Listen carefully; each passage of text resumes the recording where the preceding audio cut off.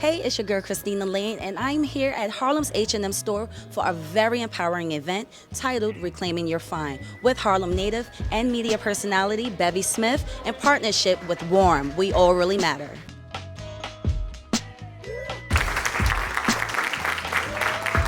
I'm here with the beautiful Harlem's very own and multi-talented media personality, Miss Bevy Smith. How are you feeling today, Queen? Oh, I'm feeling so good to be here, to be at H&M and to be working with Warm, the great organization We All Really Matter, which is really giving voice and giving help to women who have been in abusive situations. How can fashion serve as a form of self-expression and healing for women who've experienced domestic violence? Well, I think that so many times women that have been in abusive relationships have not just been physically abused, they've been mentally abused. And fashion is a way of taking back your power and also kind of reestablishing yourself as someone who has a vision for themselves.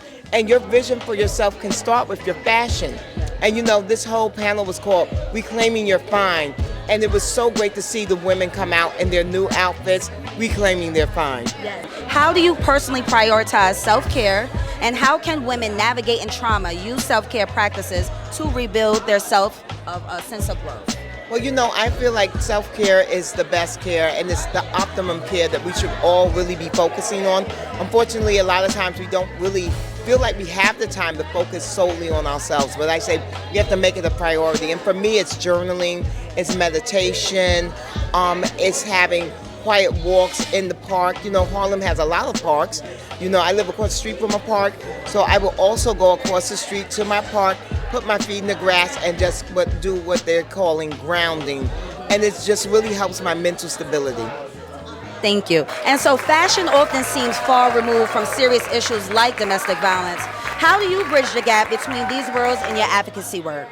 Well, you know what? I feel like fashion is for the people. And so when you're talking about people, you should be talking about caring for folks. It shouldn't just be about like, oh, that person looks amazing, that person is fly or fabulous. No, no, no. What about the person that is really inside? And that's what we should be like attending to. And that still can like mean that you can look fabulous and be well dressed, but you want to make sure that you're taking the inner part and having it exude out. And then, you know, if you feel good inside, you're going to look good outside. Because look at you looking all cute. Thank you. I'm trying to be like you. You feel good today, right? Yes, I do. Yes, thank you. Thank you so much. I really You're styled appreciate it. impeccably. Thank you, thank you. And last but not least, what role do you envision for fashion brands and influencers in creating spaces that are supportive and empowering domestic violence survivors? Well, I feel like so many people have been touched by domestic violence. I don't think you can really find anyone who hasn't been touched by it. So I would say to the fashion industry that you have to address these things. You have to make sure that you are caring for folks, and you have to make sure that you're giving back.